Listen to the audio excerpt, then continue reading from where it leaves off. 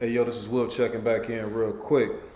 In this video, I'm going to discuss a matchup that was very highly anticipated back in 2018, but it has resurfaced and it will take place in Chicago on July 23rd, and that's going to be Adrien, the Problem Broner, or AB, the can man, and I guess this time that Omar Figueroa, he can get it because they are set to lace him up.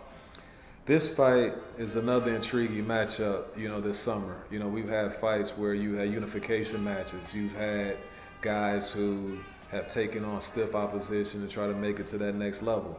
You've had budding stars who blossom. In this situation, we got two guys who are fighting for their lives. I think that the loser in this one might want to consider stepping away from the sport.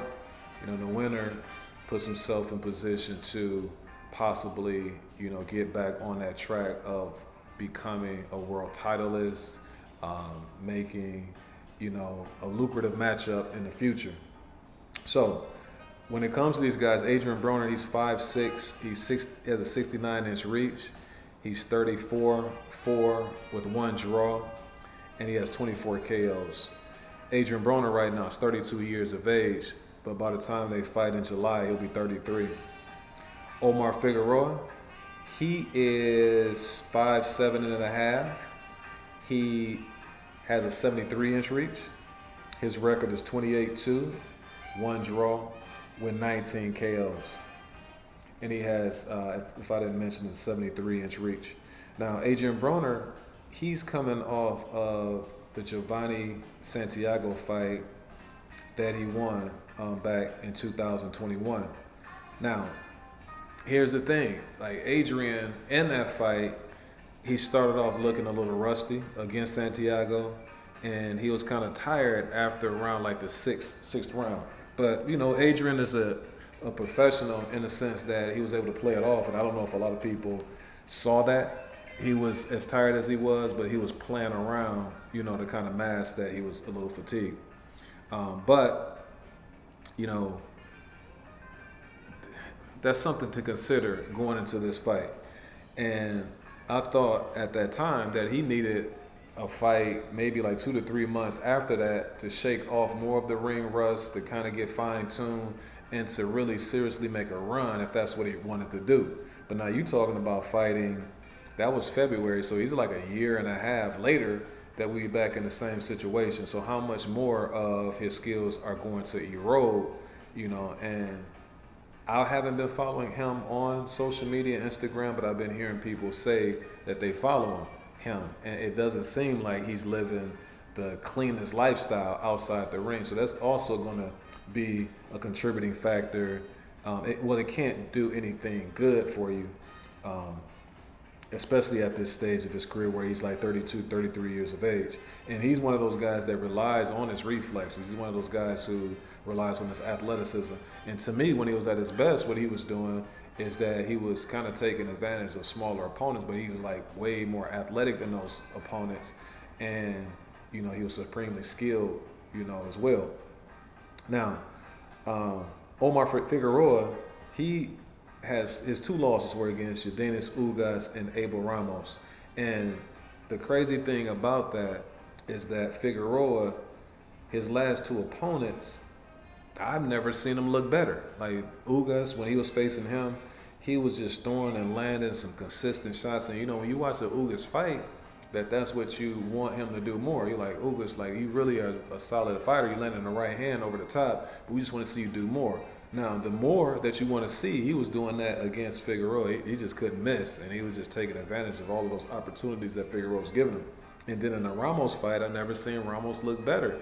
He just was too big and too strong. He was fighting Ugas, I want to say, at 140, then he moved up to 147, but he just looked entirely too small for 147, and I don't think he could make 140. He's another fighter that doesn't live the best lifestyle, or he wasn't living the best lifestyle outside of the ring, and a lot of people think that contributed to some of those fights against, in which he lost, and didn't look so impressive.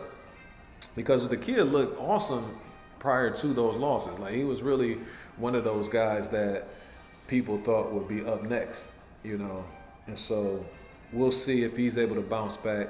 When it comes to these guys and their out of the ring type of problems that they have, I think that Figueroa, based on what I've heard from him, it sounds like he is more serious about trying to fix those personal demons that he may have.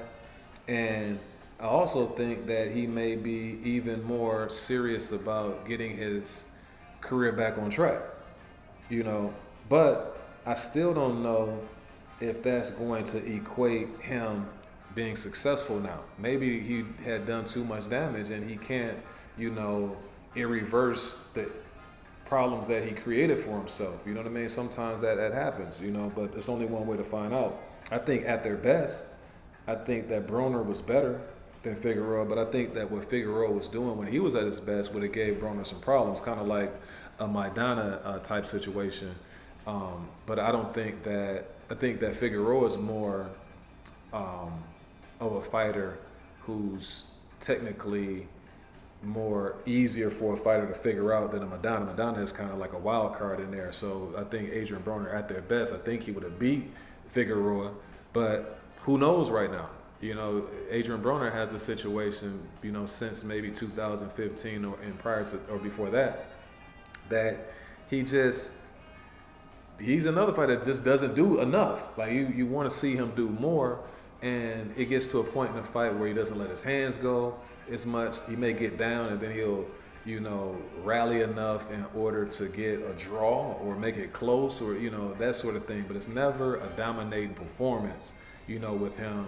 And I don't know how much he has left in the tank. I promise you on this one right now, at this particular moment, I can't really tell which way it's going to go. I'll need more intel, and seeing what's happening inside those camps or hearing what's going on inside those camps. Hopefully we'll get some footage of them inside the ring, and we'll get some information from people who are in the gym checking them out. But right now, I would have to say it'll be a draw. You know what I mean? A 10-round decision where it's a majority decision or something like that, or 12-round, however that they're going to go. But that's all I have right now. Let me know what you think. Who you think is going to take this one and this fight that, a crossroads fights, if you will, between both guys. But that's all I have for this one. But I am going to be tuning in. We have a podcast that we do on Sundays. It comes out on Monday. Information is in the description. On that note, I'm out. Peace.